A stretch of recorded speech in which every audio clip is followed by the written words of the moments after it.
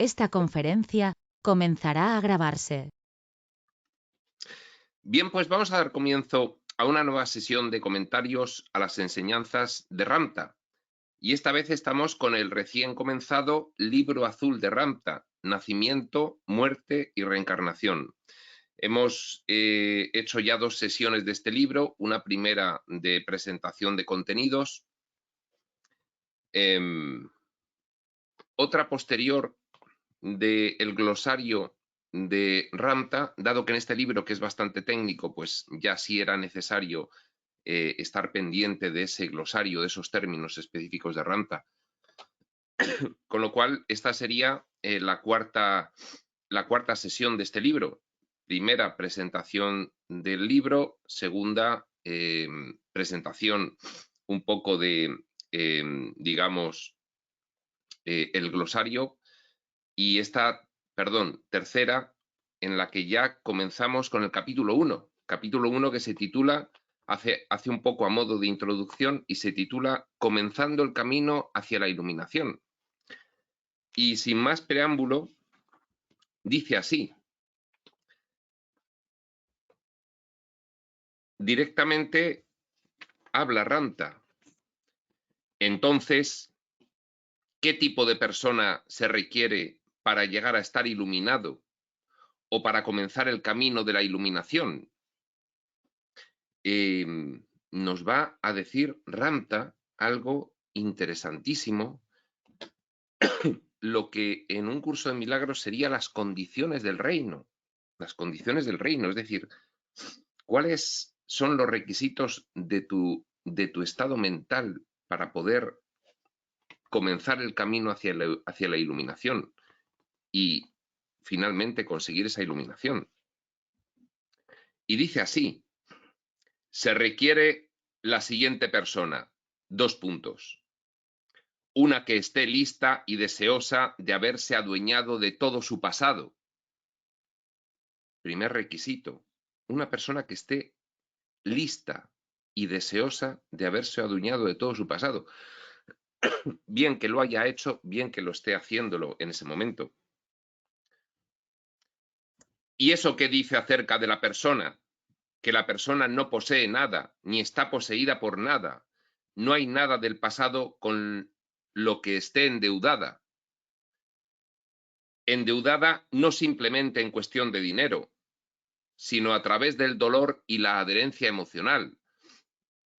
No endeudada en cuestión de dinero, lógicamente, se puede alcanzar la iluminación si, en fin, tienes deudas, no es un requisito, no es una condición del reino. Lo que pasa es que de la traducción se ha entendido mal. No es una cuestión de dinero, sino que no le quede dolor y adherencia emocional al pasado. Es una entidad que está deseosa de tener una actitud diversa y diferente a la de su pasado, que no le quedan deudas del pasado que afrontar. Pues bien, esto es el primer requisito que dice Ramtha, y es un requisito que en general, pues bien, todas las revelaciones de los textos apuntan a lo mismo, y en general todas las tradiciones espirituales. Por eso mismo los textos terapéuticos, como por ejemplo un curso de milagros y un curso de amor, requieren el que uno esté en paz consigo mismo. Para uno estar en paz consigo mismo debe haber afrontado la comprensión de toda circunstancia del pasado, de todo acontecimiento. Ha debido aceptarlo, ha debido llegar a la conclusión de que nada del pasado dejó de ser apropiado, dado que le ha llevado hasta ese punto en el cual está comenzando la iluminación, sea cual sea el pasado. En estos textos terapéuticos, pues se hace mucho hincapié en lo que es la psicoterapia espiritual para poder, digamos, resolver toda cuestión del pasado. Nosotros en Espacio Sutil, pues tenemos actualmente pues cuatro actividades que van encaminadas precisamente a cumplir este requisito. A todas ellas las englobamos en lo que decimos que es el acompañamiento terapéutico. En primer lugar, pues una comprensión de tu propia personalidad. ¿Por qué he reaccionado así ante los acontecimientos del pasado? ¿Por qué los he percibido con esta característica muy concreta de mí mismo? Pues bien, esto se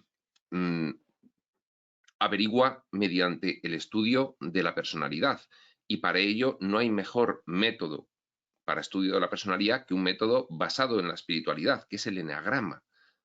Pues bien, este es uno de los instrumentos que Espacio Sutil pone a disposición del estudiante iniciado en el camino espiritual.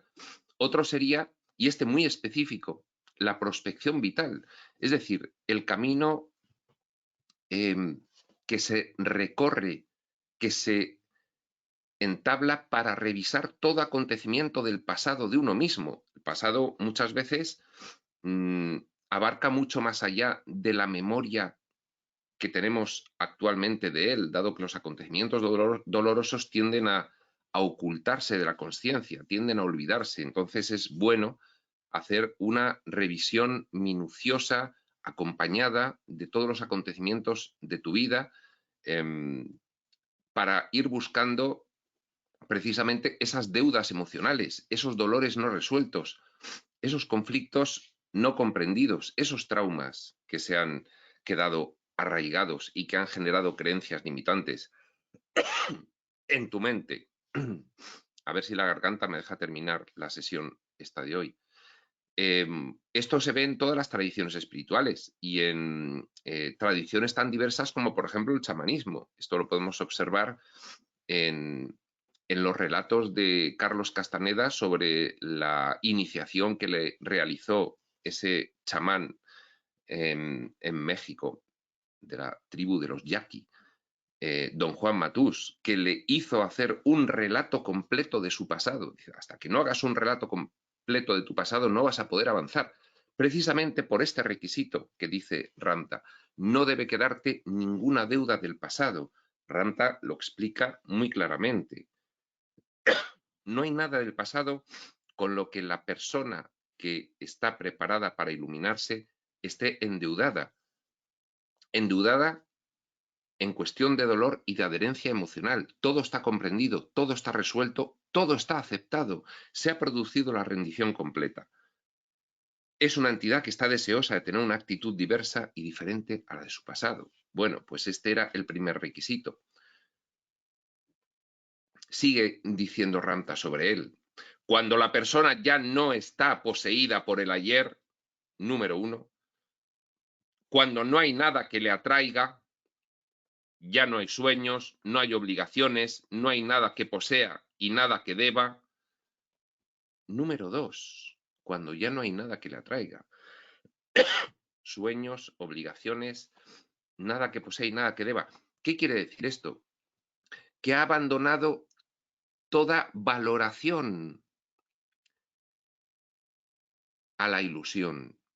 Ha abandonado completamente la atracción por el mundo. Ha entendido que la referencia externa del mundo no tiene ya ningún valor para él. Ha comprendido quién es, qué es lo que hace aquí. Y por lo tanto, ya no hay nada en el mundo que le ate, que le apegue, que le haga abandonar su naturaleza divina, siquiera sea por un instante. Cuando no hay nada que la atraiga, ya no hay sueños, no hay obligaciones, no hay nada que posea y nada que deba, nada que posea en el sentido de atadura, nada que le ate, y nada que deba en el sentido de que no tenga obligaciones mundanas que le puedan distraer de profundizar en conocerse a sí mismo, en hallar la identificación con su verdadera naturaleza y en actuar conforme a tal. Ya no tiene condicionantes externos que le hagan actuar de modo diferente a como un Cristo. Cuando eso se ha logrado, la persona tiene una actitud virgen y esa actitud entonces está madura para desarrollarse, una actitud virgen en el sentido de que ya no tiene ataduras, no tiene condicionamientos, no tiene apegos, no tiene referencia externa al fin y al cabo. Yo voy a actuar de esta forma porque el mundo dice que actúe de esta forma. Yo tengo que sobrevivir y por tanto voy a hacer todo esto que dice el mundo para sobrevivir. Ya todo eso esa persona lo ha pasado. Entonces, recapitulemos. Punto 1. Ya no tiene deudas con el pasado en cuestión de dolor o adherencia emocional, ha superado todos los traumas. 2. Ya no tiene apegos, sueños, valoración del mundo, referencia externa que le condicione en la actuación divina que puede realizar aquí. ¿Y cuál es la tercera? Dice Ranta. Que la vida es para siempre. Cuando ya no tienes miedo a morir, entonces el concepto de la vida eterna está siempre presente. Así pues, si una persona ya no teme a la muerte, entonces, lo está explicando Ranta, qué importante es esta tercera condición. Si no le tienes miedo a la muerte, entonces ¿a qué le temes? No le teme al ostracismo público, no le teme al exilio social, no le teme a una muerte civil, no teme a que el personaje sea vilipendiado o calificado de loco por los demás. No le teme a la reprobación social, no le teme a ser ni famoso ni desconocido. Y esa es la tercera. Dice, entonces, ¿cuáles son estas tres cosas? ¿Qué son? No tener pasado, para eso hay que revisarlo, afrontar una recomprensión de todos los acontecimientos de tu pasado completamente minuciosa para que no quede absolutamente nada que genere trauma o dolor. 2. Una actitud virgen, ausencia de enganche con el mundo. Ya no me importa el mundo ni lo que piensen de mí, ni tengo ningún apego ni condicionamiento.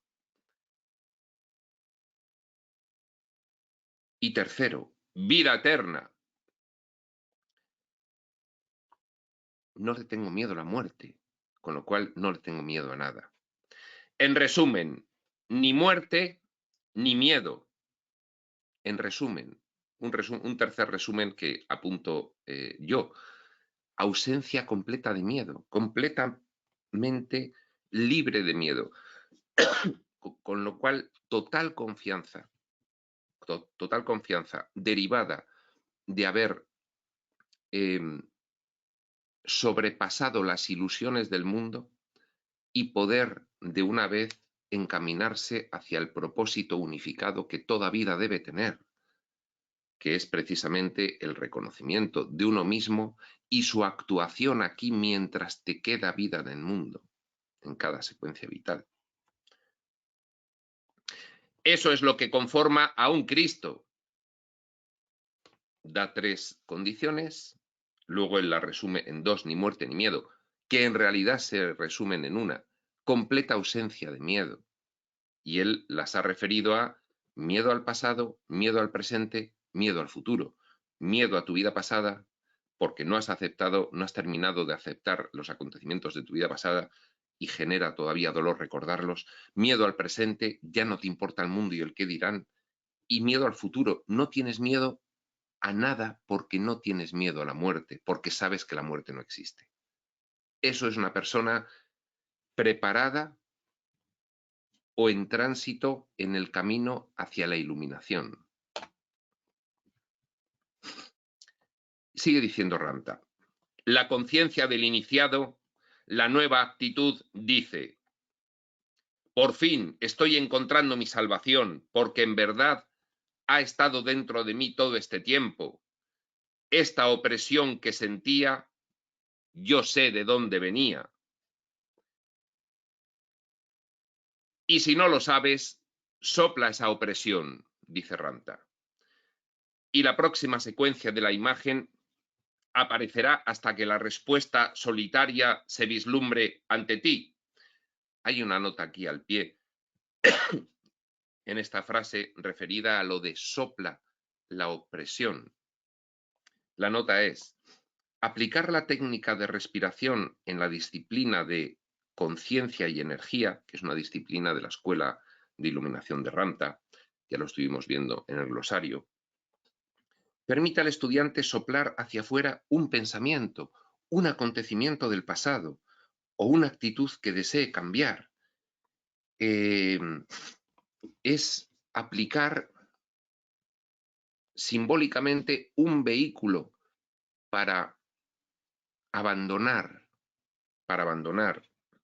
ese pensamiento, ese recuerdo o esa actitud que deseas cambiar. Todo esto tiene precisamente pues una equivalencia absolutamente completa con una técnica de sanación energética, que precisamente es esa, es la inhalación mediante la respiración de la nueva energía, que te va a permitir al exhalar liberarte de la vieja energía perniciosa, liberarte de esas energías perniciosas que te puedan estar todavía afectando, energías perniciosas de muy diferentes orígenes. Pues bien, este soplar es lo que dice Ramtha. Y la próxima secuencia, si no sabes cuál es la opresión que sientes, sopla esa opresión y la próxima secuencia de la imagen aparecerá hasta que la respuesta solitaria se vislumbre ante ti. Y todo lo que tienes que hacer es traerla ante ti, traerla. Es un tema de aplicación intencional, es ponerse a ello. ¿Por qué? Tráela y aparecerá como algo mágico en tu vida, en forma de persona del pasado, del presente, en forma de cosas, en forma de una carta, en forma de una palabra. Aparecerá y entonces estarás iluminado. Aparecerá ese atisbo de comprensión sublime, diríamos en un curso de milagros. Tendrás un instante santo. Y de esa manera estarás iluminado, siquiera sea por ese momento, pero habrás conocido el principio de la iluminación. Y entonces ya podrás encaminarte con paso firme y seguro hacia él. Sigue diciendo Ramtha, y cuando veas esto con una nueva conciencia dirás: ah, por fin soy libre, pues ahora entiendo. Es lo que dice Ramtha, una forma muy particular suya de expresarse. Has alcanzado un entendimiento mayor, y eso es la iluminación. Y con esa gloria y un gran grito se consuma en sabiduría, y la conciencia se limpiará para siempre del drama eterno. Pues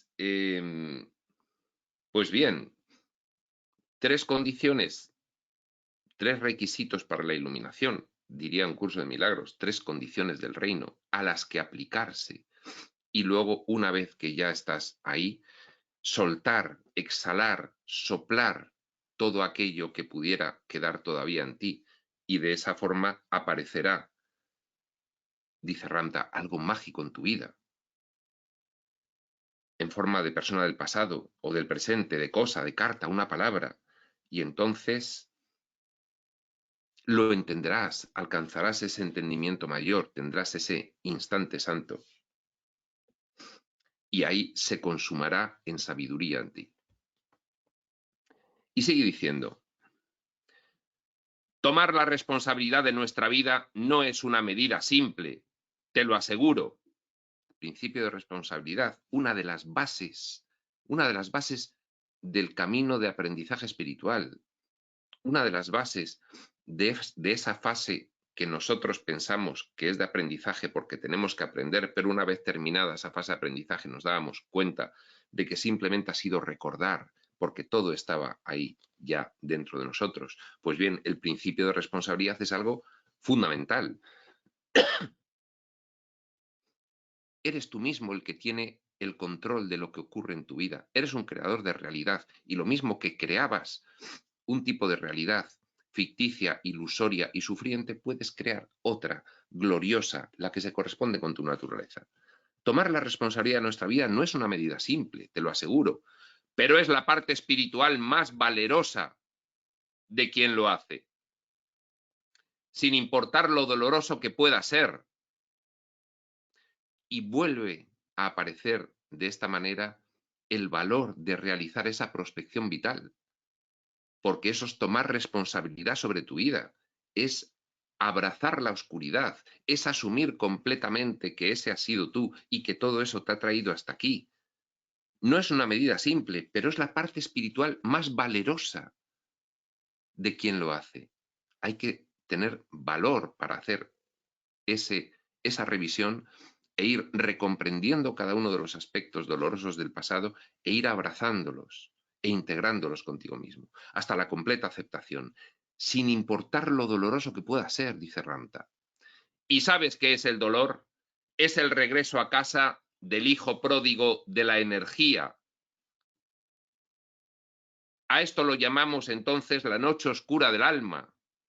Es el último dolor que produce ese desarraigo de la ilusión del mundo, como si descorchases una botella de champán. Es ese último dolor.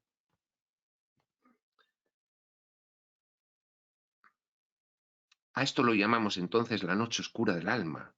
Todo ese sufrimiento está ahora sobre nuestras espaldas porque es energía que regresa a la fuente, pero a través de ese sufrimiento nos purificamos, porque una vez que la energía traspasa la barrera del cuerpo emocional y el cuerpo emocional se perturba y agita, y el corazón late muy rápido, se corta la respiración y las lágrimas empiezan a correr, eso significa que la energía está regresando y pasa a través de la barrera del cuerpo emocional, causando una tormenta, y tienes que vivir en medio de la tormenta. Es la naturaleza del hijo que regresa a casa, es el completo desapego de la ilusión que se puede vivir en esa exhalación final como algo doloroso, pero es el final de ese camino de aprendizaje. Es la naturaleza del hijo que regresa a casa y cuando cesa la tormenta, la energía que ha sido purificada a través del cuerpo emocional, ha regresado después de un ciclo completo, ciclo de reencarnaciones, cumplido el propósito del ciclo, vida final del ciclo de reencarnaciones, noche oscura del alma en algún momento del despertar final en esa última secuencia vital. Y su regreso a casa es un ingrediente necesario para definir el yo, con mayúsculas, aquello que somos. Pues bien, esta noche oscura del alma, yo voy a contar una anécdota personal, y es que tuve un atisbo de algo muy parecido. Esto fue en el consumo de una de las variedades de medicinas ancestrales que hay. En este caso era el bufo alvarius.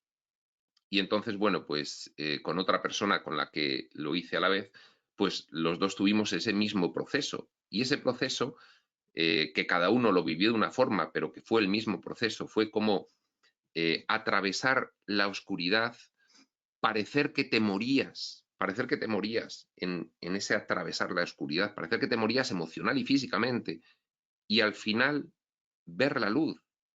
Yo lo interpreté como estuve delante de Dios, estuve viendo a Dios.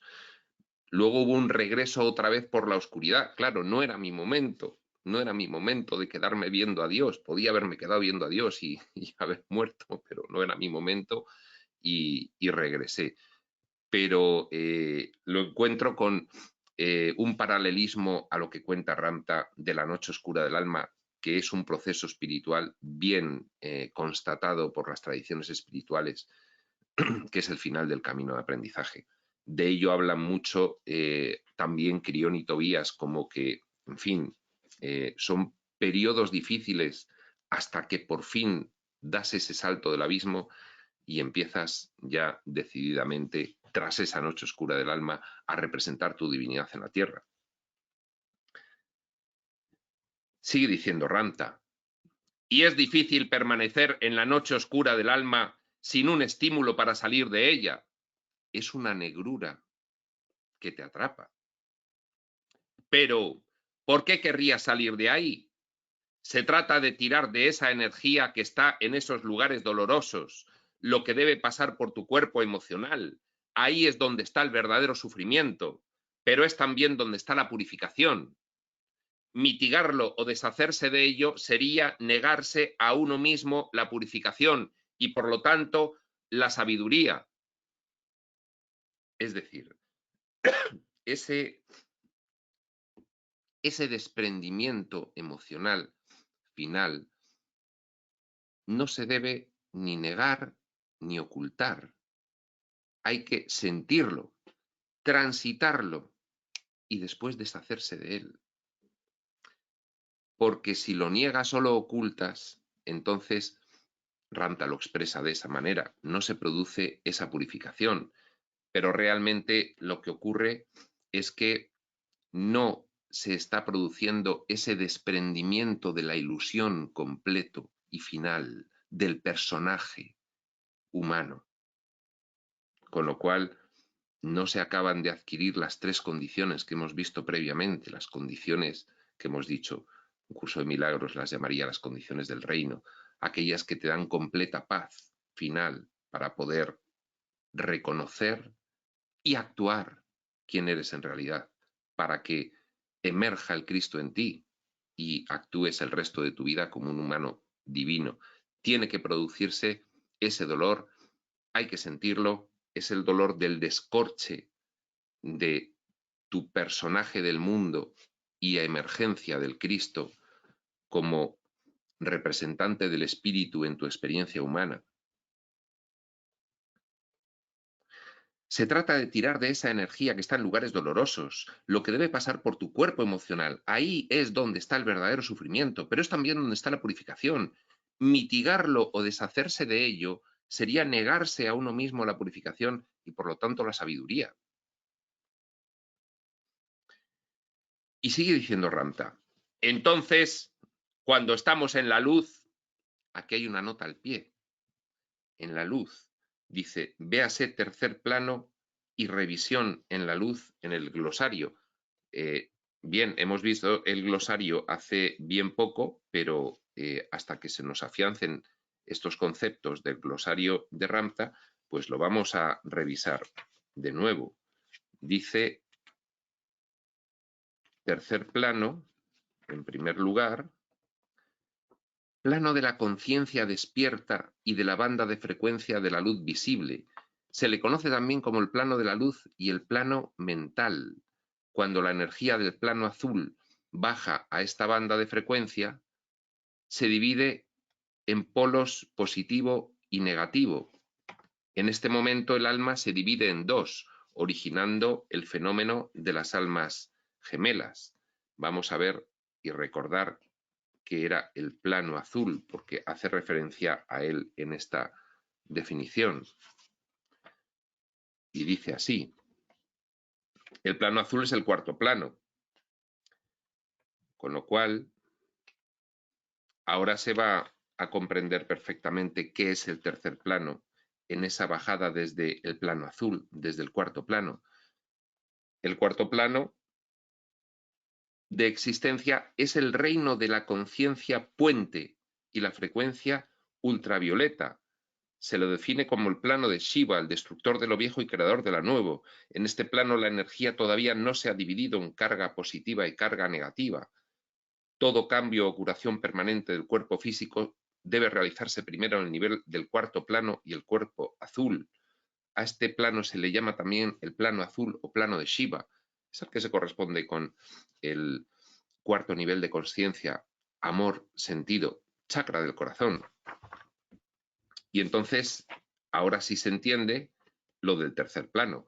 Plano de la conciencia despierta y de la banda de frecuencia de la luz visible. Este se correspondería con el nivel de conciencia 3, dominio y poder, y el chakra del plexo dorsal del estómago. Dice, este tercer plano se le conoce también como el plano de la luz y el plano mental. Cuando la energía del plano azul, el que se corresponde con el chakra del corazón, baja a esta banda de frecuencia del tercer plano, del chakra del estómago o del plexo solar, se divide en polos negativo y positivo.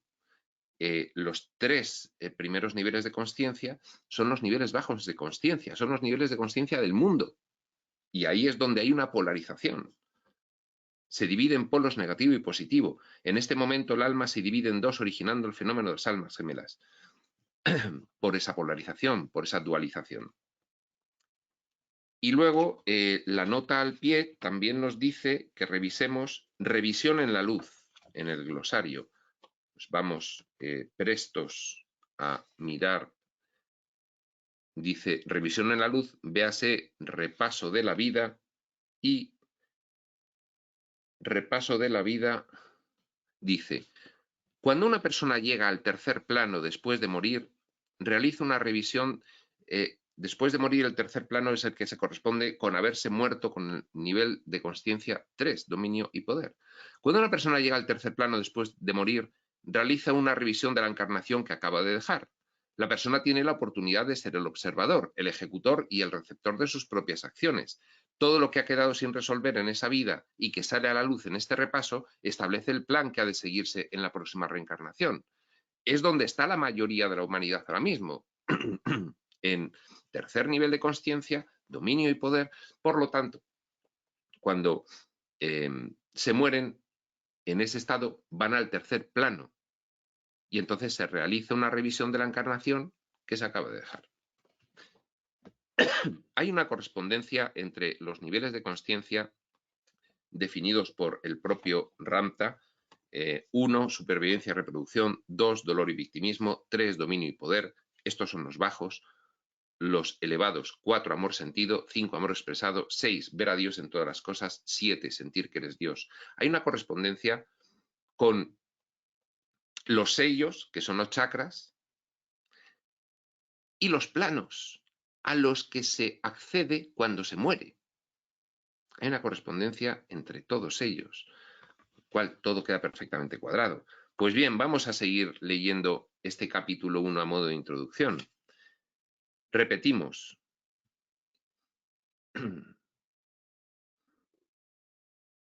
Cuando ya se tiene la noche oscura del alma y ya se puede pasar al inicio del despertar, al inicio de la carrera de la iluminación, accediendo a los altos niveles de consciencia, dice Ramtha, entonces cuando estamos en la luz, tercer plano, comenzamos a ver cómo nuestras intenciones han afectado profundamente a todos. Las intenciones. Ahora es cuando nos va a hablar Ramtha del motivo ulterior. Diría Dios en conversaciones con Dios, del pensamiento promotor, de la verdadera intención de fondo que se tiene cuando se actúa y no de la disimulada.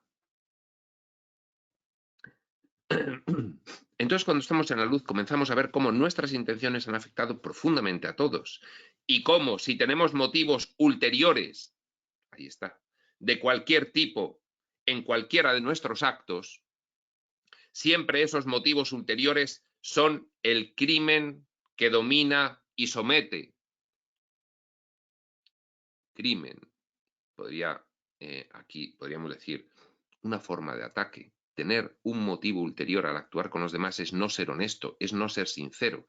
Es una forma de ataque. Y todo ataque, finalmente, es un ataque contra uno mismo, con lo cual es un crimen que domina y somete a los demás en lo que es la perspectiva del mundo, a uno mismo en lo que es la perspectiva espiritual. Estás sometido y dominado por tu inconsciencia, por pretender actuar siendo deshonesto y engañoso, con ese motivo ulterior. Motivo ulterior, entre paréntesis, ulterior, el motivo real detrás de cada acción, dice Ramtha. Ahí es donde se nos juzga. Nunca se nos juzga por lo superficial. Se nos pesa y se nos juzga. Esto de se nos pesa hace referencia al libro Egipcio de los Muertos, donde se pesa el alma para ver si está ligera o todavía tiene cargas. Se nos pesa y se nos juzga por nuestro motivo ulterior. Se nos juzga, el juicio realmente es nuestro. Pasa que, bueno, Rand aquí está haciendo referencia a ese concepto del juicio final que tiene la humanidad debido a la influencia de las religiones y la forma de expresarse de Jesús en su momento para que lo comprendiesen en aquel entonces. Ahora sabemos bien, nos juzgamos nosotros a nosotros mismos. Se nos pesa y se nos juzga por nuestro motivo ulterior, el ulterior. Es por eso que ser impecable es una asignación tan importante para el estudiante. Ser impecable, la misma impecabilidad que le repetía constantemente el chamán Juan Matús a Carlos Castaneda, la misma impecabilidad de la que habla un curso de milagros. Es ausencia de malicia, ausencia de motivo ulterior, completa sinceridad, honestidad, la vía directa, transparencia, nada de engaño, ni con uno mismo ni con los demás. Impecabilidad, te lo describe muy bien. No tengas un motivo ulterior. Si lo tienes, deshazte de todas las florituras y échale un vistazo. Revísalo. Eso es lo que tenemos que refinar, no las florituras, sino el motivo ulterior detrás de nuestras acciones. Ser impecable es vivir desde ese lugar ulterior, porque ese es el motor de nuestra vida y el motor que hay detrás de cada cosa que hacemos. Siempre actuamos conforme a ese motivo de fondo, ese motivo ulterior, el último, ese pensamiento promotor de tu actitud, del cual habla tan detalladamente Dios a Neil Donald Walsh. ¿Y qué tan común es esto? ¿Y cuán común es esto? ¿Es esto frecuente? Bueno, aquí hay un ejemplo común. 2 puntos. Va a poner Ramta un ejemplo del motivo ulterior para que nos quede claro. Ser bueno con alguien, excepcionalmente amable con alguien, y no es por el hecho de ser considerado. Implica un motivo ulterior. Ahora todos vosotros habéis hecho eso, y el motivo ulterior es que queréis algo de esa persona. Lo quieres, ya sea una relación en cualquiera de los niveles, o que te dé alguna cosa. Y normalmente lo que realmente quieres es el motivo ulterior, por el cual actúas, es el motivo de fondo que no muestras. Y usamos la amabilidad como la carroza para obtenerlo. Entonces, ahora entiendes el motivo ulterior. ¿No es así? La complicación en una revisión en la luz, esa revisión que se hace cuando se muere uno con el nivel de conciencia 3, dominio y poder, y ha estado toda su vida con el motivo ulterior, típico de ese nivel de conciencia. Y entonces tiene que revisar en la luz cuáles han sido los motivos reales de su actuación, porque él puede ir con la conciencia de que ha sido una persona muy buena, que ha ayudado a los demás, que ha ido a la iglesia y no sé qué y no sé cuántos, pero tiene que revisar su motivo ulterior. Y ahí es donde realmente es como la prueba del algodón. Ahí se ve, aparece la suciedad que no se ve a simple vista.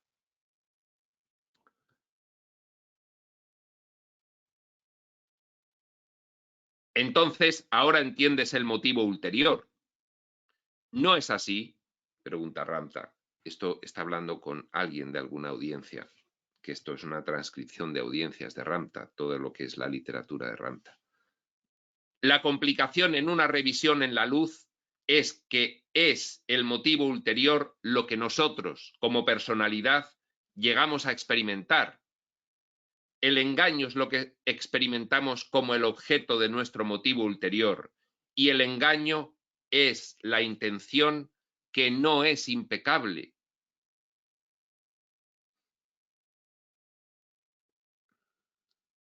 Este es el ejemplo que pone Ramta en cuanto a qué es un motivo ulterior.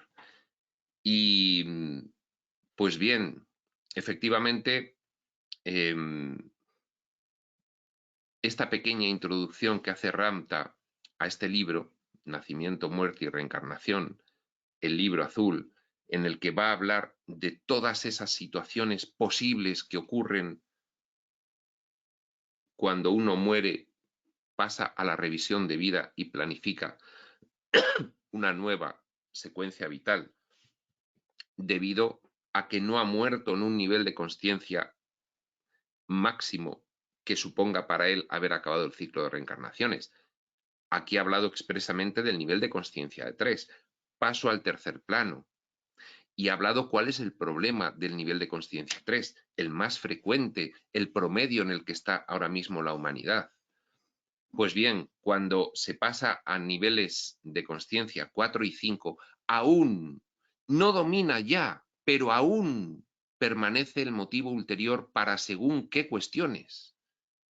Y esto, los estudiantes del camino espiritual, los que estamos o bien transitando ya al nivel de consciencia 4, o en el 4 plenamente, o en el 5, o transitando incluso hacia el 6, muy poca gente estará transitando hacia el 7, desde luego, es lo que tenemos que tener en cuenta como algo fundamental en nuestra vida.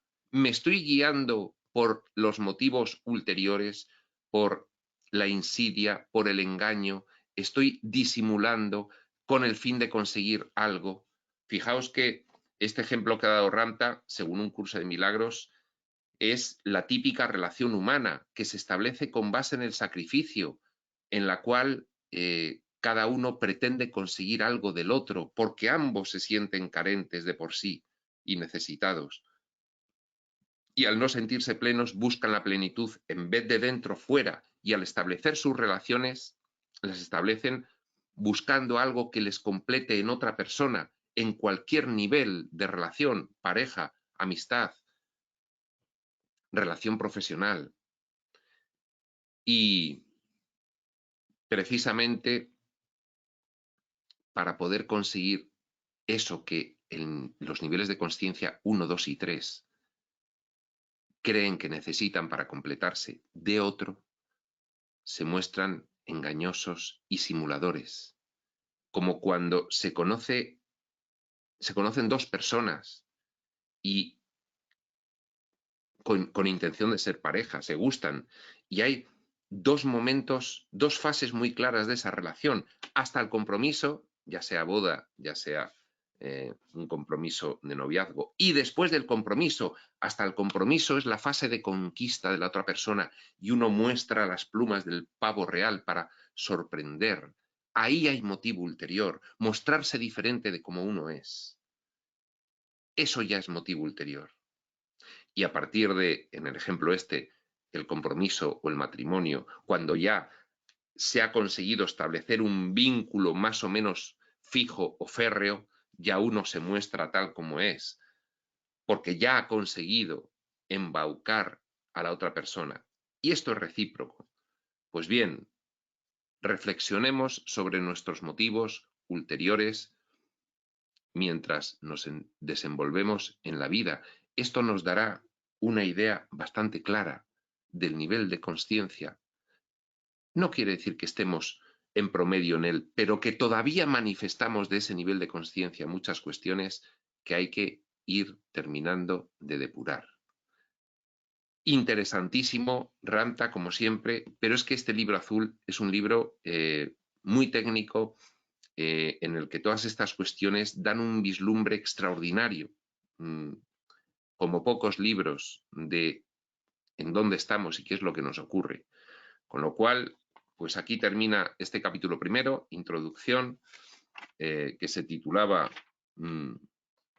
Comenzando el camino hacia la iluminación, y dejamos para la siguiente sesión el capítulo segundo, La rueda de la reencarnación. Este capítulo segundo es un capítulo que ya será bastante largo, nos llevará 2 o 3 sesiones y bueno, pues esperamos con con fruición, esperamos sin pestañear que llegue este capítulo segundo y Ramta nos pueda seguir hablando de una forma tan clara y tan comprensible de todas estas cuestiones.